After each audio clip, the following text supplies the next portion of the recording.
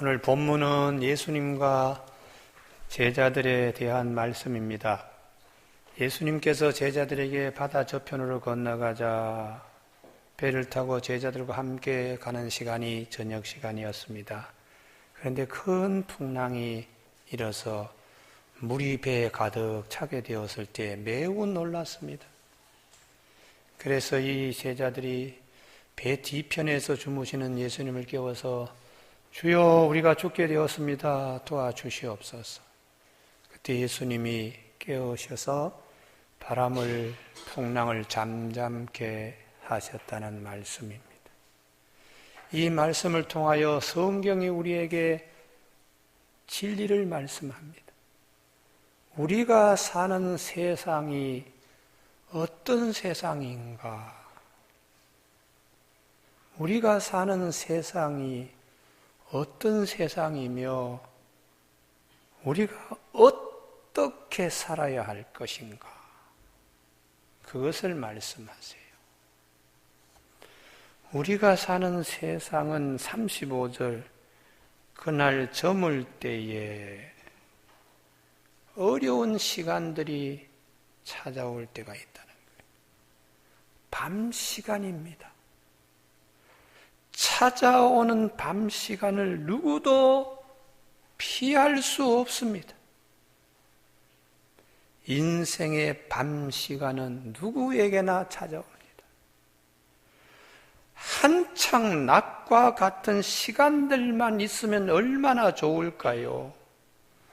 그러나 점점 어두워지고 칠흑 같은 상황의 시간, 그 시간을 피할 수 없을 때에 그래도 그 시간 속에서 항해해야 한다. 그것이 하나님의 말씀입니다. 그 시간 속에서 어떻게 항해해야 하는가? 거기에 대한 답을 가지라는 것입니다. 밤 시간만 오면 괜찮습니다. 37절 보면 큰 광풍이 일어나며 물결이 배에 부딪혀 들어와 배에 가득하게 되었다고요. 이걸 우리는 설상가상이라고 합니다. 어둠의 시간에 더 힘들게 하고 그게 배에까지 이렇게 가득 차서 도저히 우리 힘으로 감당하기 어려운 이럴 때에 어떻게 해야 되는가? 결론부터 말씀을 드립니다. 40절 이에 제자들에게 이르시되 어찌하여 이렇게 무서워하느냐? 너희가 어찌 믿음이 없느냐? 하셨다고. 믿음을 가져라 그 말씀을 하세요. 우리가 사는 세상 낮 시간만 있는 것이 아니고 밤 시간이 찾아오고 설상가상으로 어려움이 왔을 때도 믿음 가져라.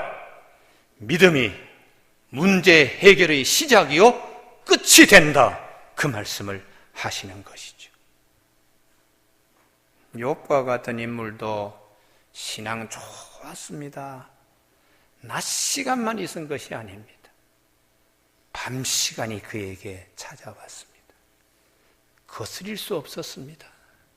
설상가상 같은 재산, 자녀, 본인의 건강, 부부 사이의 금가고 그래도 그는 끝까지 믿음 붙들고 인내했습니다.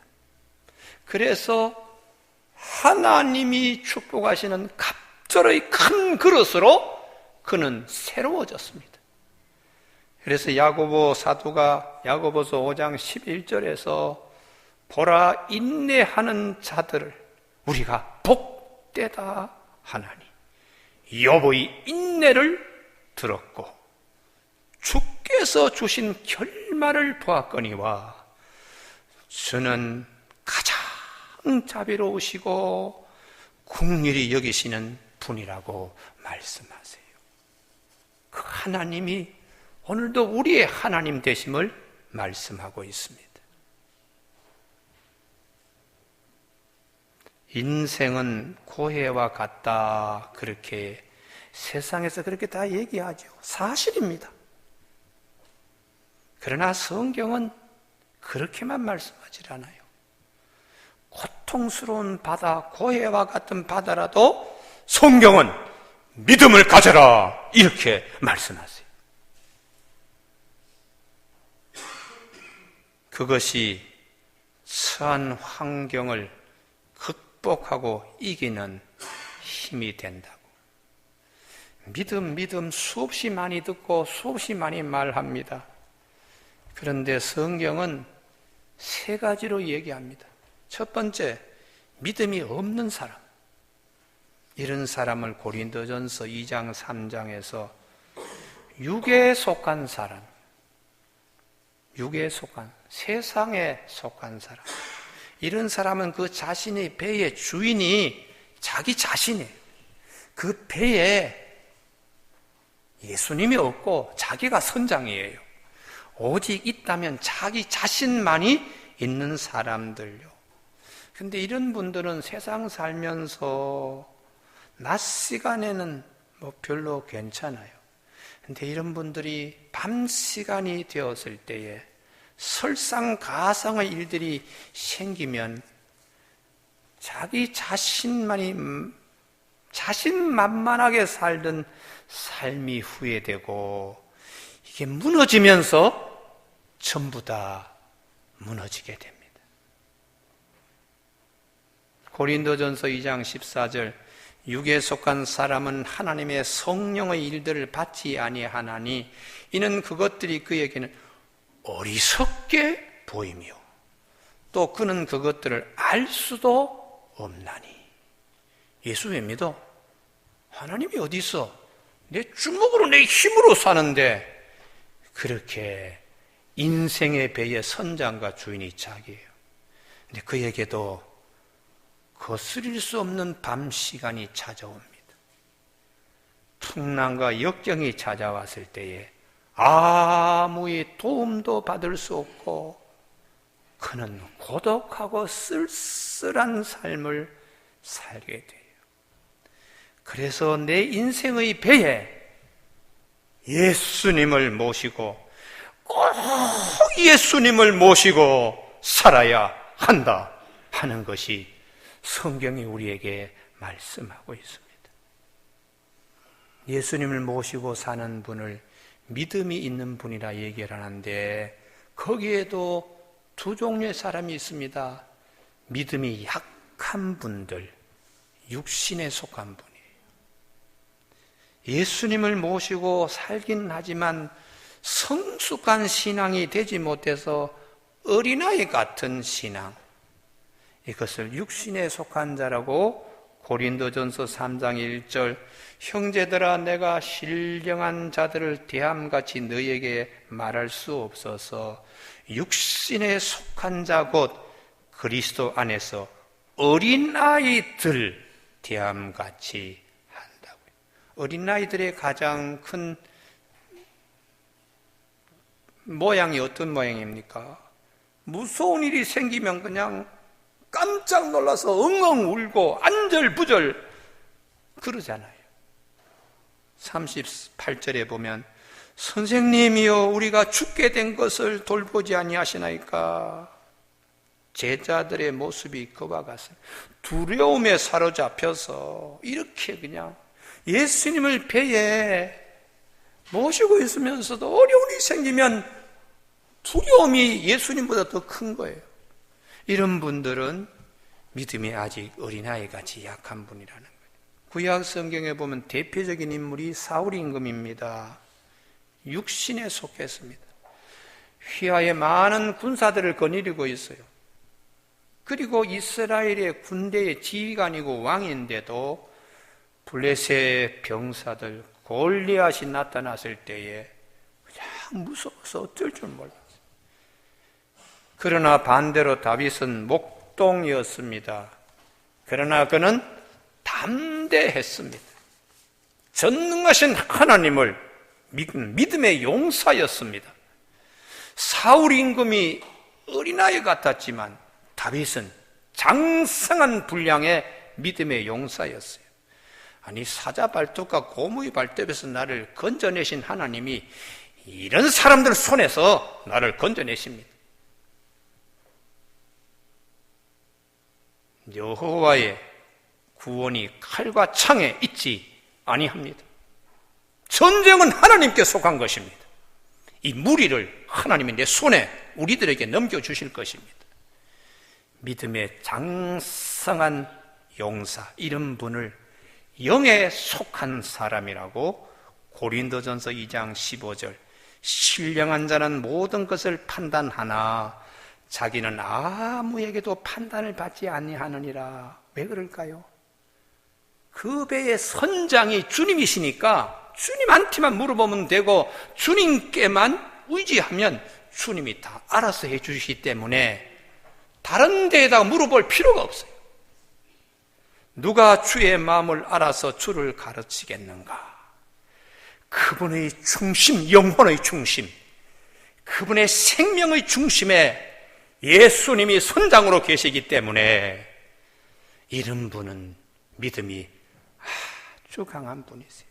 그래서 시편 121편 4절, 이스라엘을 지키시는 이는 졸지도 주무시지도 아니하시리로다. 여호와는 너를 지키시느니라. 여호와께서 내 오른편에 그늘이 되시나니 낮에 해도 너를 상하게 하지 아니하고 밤에 달도 너를 상치 아니하리로다. 그래서 내가 눈을 들어 산을 향하여 나의 도움이 도대체 어디서 오는가? 천지를 지으신 여호와께서로다. 이렇게 고백하는 것입니다. 결국 예수님을 따르는 제자들, 주님이 40절에 어찌하여 이렇게 무서워하느냐, 너희가 어찌 믿음이 없느냐 했으니까 어린아이 같은 믿음을 장성한 믿음의 사람들이 되게끔 믿음에서 믿음에 이르게 하시는 하나님의 말씀입니다. 이 말씀을 통하여 믿음이 어떻게 얻어지고 믿음이 어떻게 자라는가를 말씀하게 해서 밤바다 풍랑이는 그 속에서 두려워하는 제자들, 어린아이 믿음이 장성한 믿음의 분량을 가진 자로 예수님이 밤바다에서 풍랑 속에서 훈련시키는 것이에요. 주님, 이 시간에 나에게 왜 이런 어려움을 주셨습니까? 그렇게만 보지 마세요. 하나님의 훈련이 있습니다. 하나님의 훈련은 절대로 망하게 하지 않습니다. 하나님이 주시는 훈련은 우리를 강하게 쓰시기 위하여 하나님이 밤바다 풍랑이는 배에서 훈련시키시는 거예요. 그래서 두 번째에 값진 것은 시련과 고통의 어려움 속에서 얻어집니다. 정말 소중한 것은 정말 힘든 곳에서 얻어지게 하나님이 하세요. 유대인들이 세계 여러 민족들 가운데 존경하는 인물이 그렇게 많지 않습니다. 독일의 쉰들러, 또 폴란드의 여선생 한 분, 일본에 한 사람이 있는데 스기야라 지우네라고 하는 사람입니다. 이 사람은 1919년에 와세다 대학교에 그때 중퇴하고 그래도 내가 외교관 생활했으면 좋겠다 해서 일본 외무성 서기로 들어갔습니다. 오랜 꿈이 일본에서 좀 해외에 가서 대사관에서 봉사할 수 없나는 그의 꿈이 1930년대 후반 리투아니아에서 그는 근무하게 됩니다. 그러다가 헬싱키에 또 가서 거기서 일본 대사관에 부임하다가 2년 후에 1939년 소련이 점령하고 있는 발트의 연안의 아름다운 나라 리투아니아 일본 대사관 영사 대리로 부임하는데 부임한 어느 날 아침에 보니까 대사관 앞에 사람들이 막 많이 진을 치고 있는 것이 깜짝 놀랐습니다. 왜 이렇게 많은 사람들이 대사관 앞에서 이렇게 줄을 서 있나? 이유는 비자 얻기 위해서요. 독일군이 폴란드를 점령하자 그곳에 있는 많은 유대인들이 인접국인 리투아니아로 산을 넘고 애들을 우는 아이들을 데리고 젖먹이를 가슴에 안고는 밤새 그 산을 넘어서 리투아니아에 목숨 걸고 이들이 도망쳐온 겁니다. 유럽이 아니고 제3국으로 피난하기 위해서 리투아니아 주재 여러 대사관에서 비자를 획득하려고 이들이 막 산을 그냥 그 험준한 산을 타고 넘으면서 건너오는 거예요. 그런데 리투아니아를 점령하고 있는 소련은 리투아니아에 주재한 대사관, 영사관을 자꾸 폐쇄하도록 유대인들이 자꾸 와서 그러니까 마지막까지 남아있는 대사관이 일본 대사관이었습니다. 그대로 비자 업무를 계속했는데 유대인들이 다 마지막 남은 일본 대사관 앞에 다 모였어요. 독일의 비밀경찰 게스타포의 손에 잡히면 다시 끌려가고요. 그래서 이른 아침부터 비자 받기 위해서 이들이 그 대사관 앞에 모이는데 스기야라 지우네가 본국에 전보를 쳤습니다. 이런 상황을. 유대인들 비자 발행하는데 허락해 주세요. 전보를 쳤더니 노. 다시 전보를 쳤습니다. 또 노. 세 번째 마지막 전보를 쳤습니다. 그래도 안 된다는 것이에요.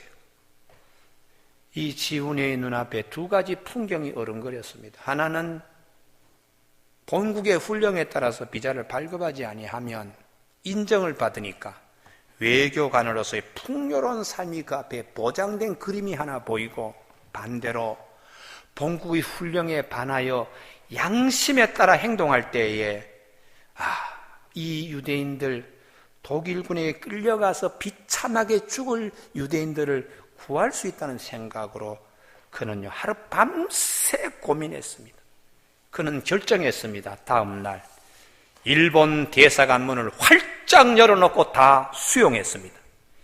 그날부터 28일간 밤잠도 제대로 자지 못하고 음식도 제대로 먹지 못한 채 손으로 비자를 다 써서 도장을 찍고 28일 동안에 그가 2139매의 비자를 발급했습니다.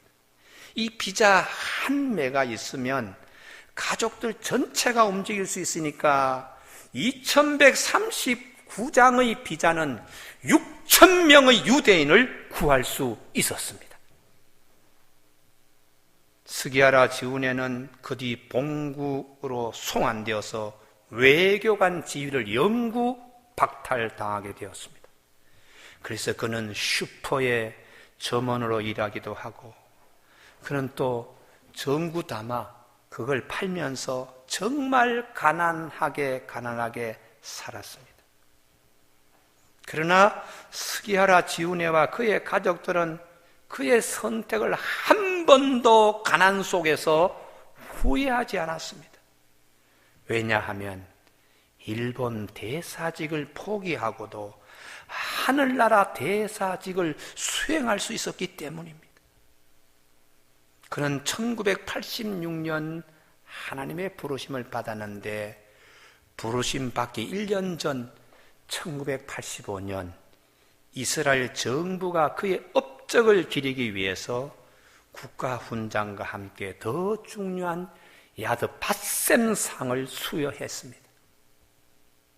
그리고 예루살렘의 언덕에 그를 기념하는 표창 비석을 크게 세웠습니다. 가장 값진 것은 가장 힘들고 가장 고통스러운 곳에서 만들어집니다. 그런 점에서 오늘 본문 말씀은 아주 중요합니다. 밤바다에서 풍랑이는 곳에서 믿음 약한 제자들이 믿음이 강한 진정한 제자들로 만들어져 가고 있었습니다. 오늘 하나님, 나에게 왜 이런 어려운 시련을 주십니까? 왜 예기치 못한 이 밤 시간이 찾아오고 설상가상의 일들이 일어납니까? 하나님이 우리들에게 오늘 말씀으로 말씀하는 것이 아니겠습니까? 정말 소중한 것은 힘든 그곳에서 만들어진다고요. 그래서 잠언 24장 16절, 의인은 7번 넘어질지라도 다시 일어나거니와 악인은 그 재앙으로 말미암아 엎드러진다. 하나님의 사람들, 강한 믿음의 용사들, 믿음의 천부장은 1000번의 시련을 겪으면서 태어나게 됩니다. 오늘 본문 말씀에 예수님의 제자들이 저물 때에 건너편 항구로 건너가게 주님이 하셨는데 왜 하필이면 저물 때냐? 세 번째 말씀입니다. 건너편 항구는 가까운 거리가 아닙니다. 그래도 주님은 저물 시간에 제자들에게 저편으로 건너가지고 제안하셨습니다. 저녁 시간은 아침 시간과 같지 않습니다. 저녁 시간은 낮 시간과 같지 않습니다. 아침 시간은 희망과 기대가 부풀어 오는 시간입니다. 그러나 저녁 시간은 그렇지 못합니다. 저녁 시간은 낮 시간과 다릅니다. 낮 시간은 아직도 밝은 시간이 많이 남아있는 시간입니다. 그러나 저녁 시간은 그렇지 못합니다. 여기에 제자들로 하여금 저편으로 건너가자고 말씀하신 중요한 교훈이 있습니다. 대개의 사람들은 인생의 아침에 꿈꿉니다. 인생의 낮 시간에 뭔가 할 수 있다고 계획합니다. 그러나 예수님을 따르는 제자는 내 인생의 밤 시간이 찾아올 때에도 인생을 헤쳐가는 힘을 기르게 하시는 기회로 삼습니다. 그래서 주님께서 사람들 편에서는 인생의 아침이나 낮에 화려한 꿈들을 꾸지만, 그리고 저편의 항구로 노져가려고 하지만, 하나님 편에서는 말씀하십니다. 저물 때에, 내 인생의 밤 시간이 찾아올 때에, 바로 그때에 저편으로 건너가는 배를 띄워라, 그렇게 말씀하시는 것입니다. 거기에서, 그 자리에서 우리는 하나님을 진지하게 만날 수 있습니다.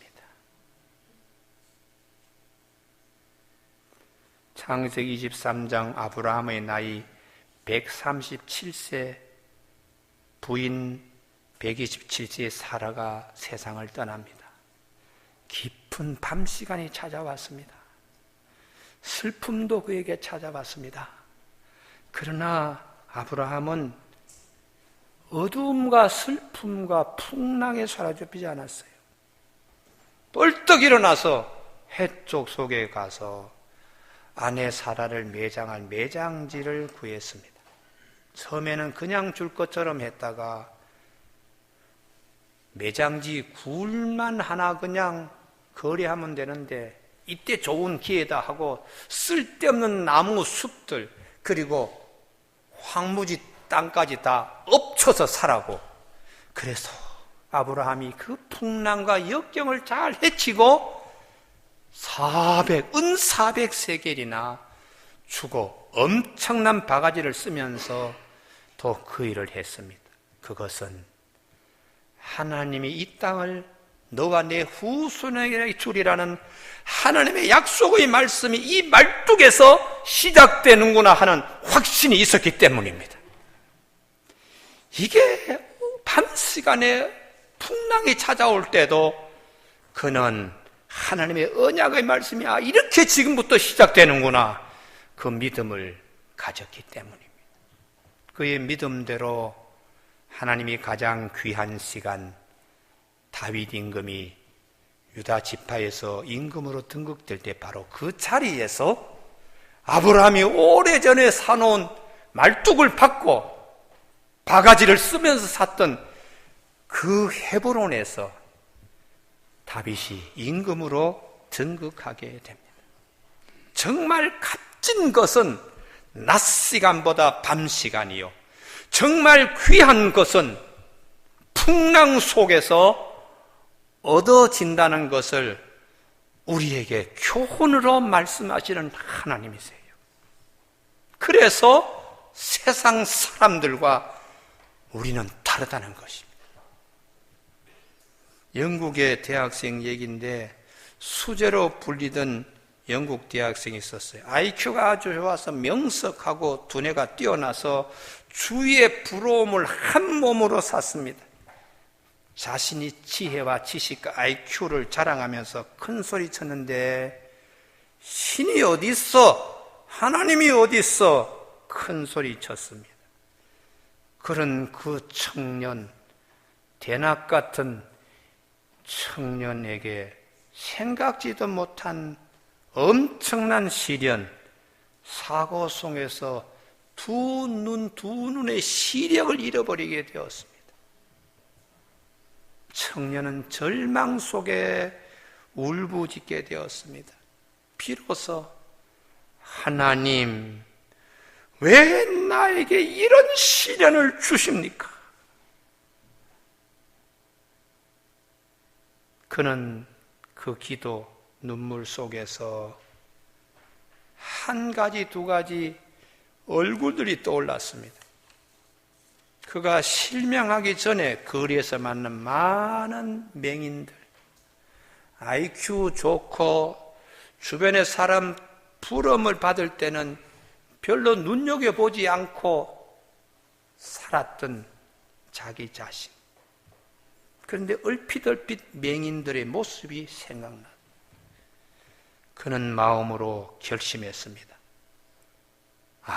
내가 저들을 위해서 해야 할 일을 하나님이 주신 것이다.